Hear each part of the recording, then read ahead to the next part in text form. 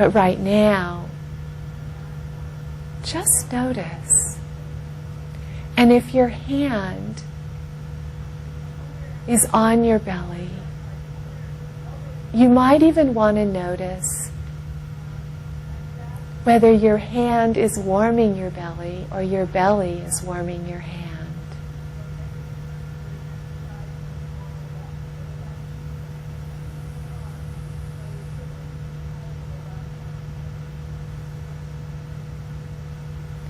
And then shift your attention to your feet. Notice the ground beneath your feet.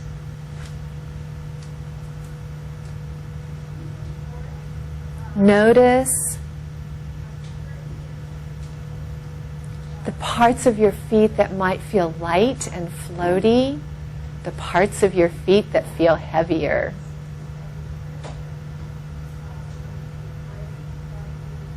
You're feeling gravity.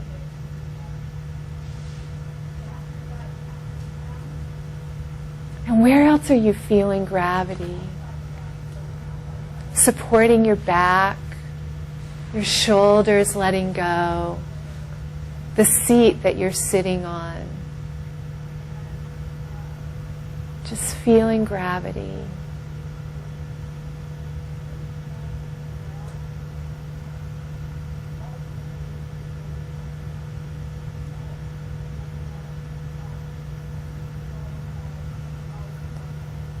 Now bring your attention back to your breath. And notice if anything feels different. Notice if it feels different from when you began to focus on the breath. Notice if it feels different from when you put your hand on your tummy.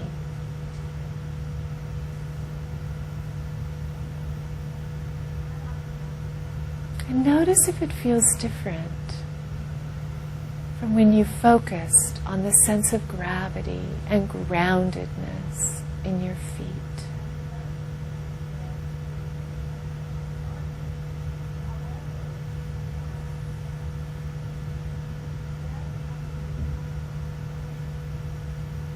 And when you're ready, begin to shift your attention back from a focus on your inner world and your breath and gravity to this room and this circle. Bringing with you whatever it is you'd like to bring forward in your awareness and your alertness.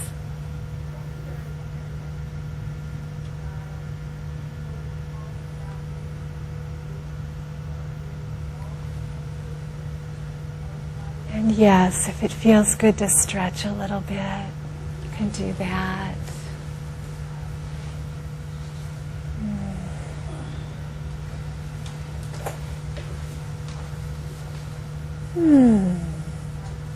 What did you experience? What did you observe? What can you describe of what you've observed of that experience?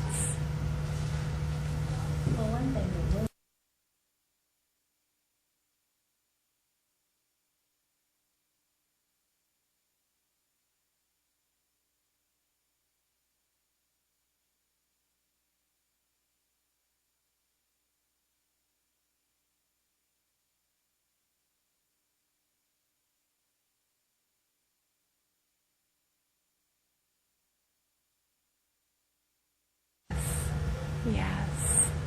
Yeah, so your sense of listening became more attuned to things that were just background noises before.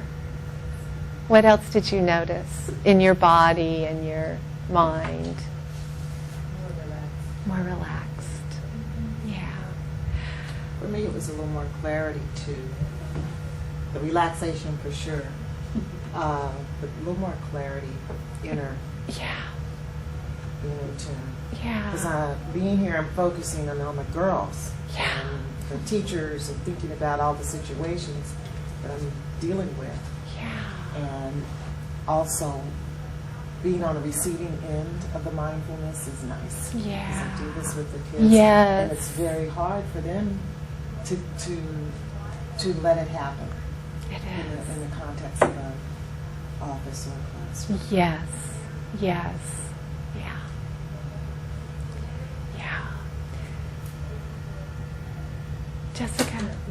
I had this image while we were doing this, which I is telling you more about my brain that doesn't always stay where it's supposed to stay. But anyway, I had this image of, I thought what you'd said that after lunch it's really a difficult time for teachers. And I had this image of classrooms with all these kids lying on the floor with bears or ducks on.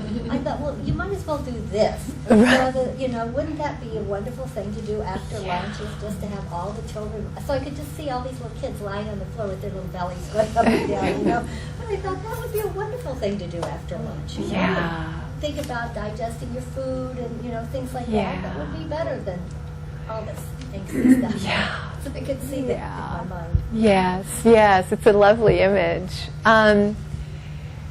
We did that for about 5 minutes. And I think for many of you, you experienced some kind of a shift, a settling, a clarity, a little more relaxed. So as we think about going in to deal with whatever there is to deal with, that we might feel, even with our frontal lobes developed, like we need to rush in there and do it right now, that sometimes just taking 5 minutes for ourselves to breathe and to ground and to contain. This is nice, containing the belly. You can also, some kids, some adults like to place a hand over the heart, and that feels good too. Sometimes both feels really good. 5 minutes. 5 minutes. And then with that greater clarity, being able to move into the situation where the kids need our help to work on an issue. A couple really fun calming activities, and again, it depends on the child, because some children have sensory integration issues and different things where maybe some of these things aren't as comfortable or as pleasant. So knowing the child, that's important to think about.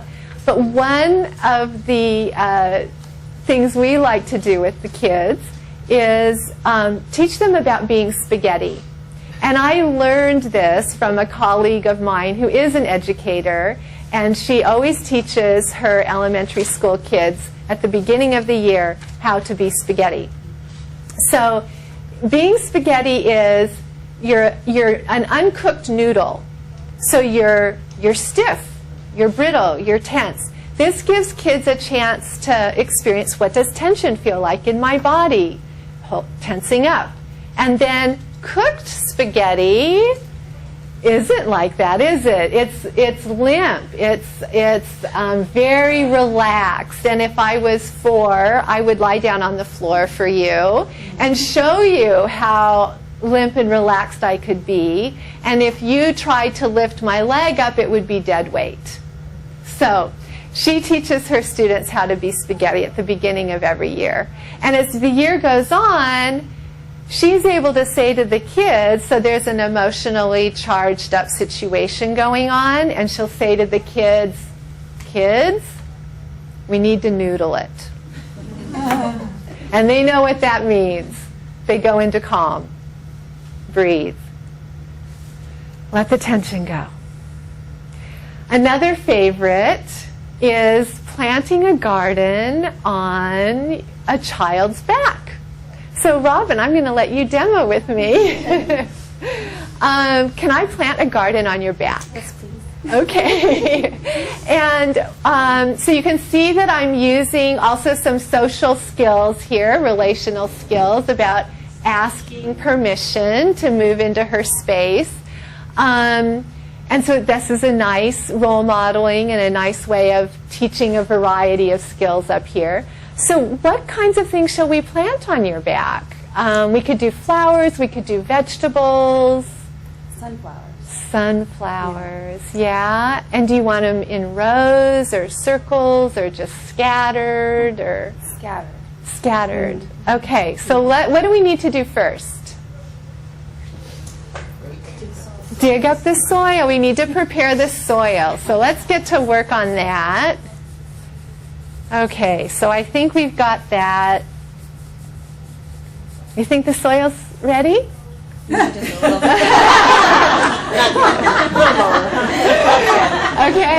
All right, now what do we need to do? What do we need to do now? Plant some seeds. Okay, so I've got some seeds here, and I can just plant those just around, just scattering. How's that? Okay, now what do I need to do? Water. Okay, now I've had children say, oh, I'll go get the water to pour on her. So that we don't want to have happen. But we can pretend that it's raining and just kind of do this. Or we can pretend we have the sprinklers on, or the hose, or the bucket. Okay. Anything else? We need sun. So can you imagine warm sunshine? Okay. All right. There you go. All right. You've got a garden. Okay. So sometimes after you've shared this with kids, they'll come in and say, I've had a really hard day. Will you plant a garden on my back? So helping kids develop their awareness of feelings and their capacity to calm and soothe is going to go a long, long way to helping them to navigate the challenges of their social world. They also need their social awareness and relationship skills.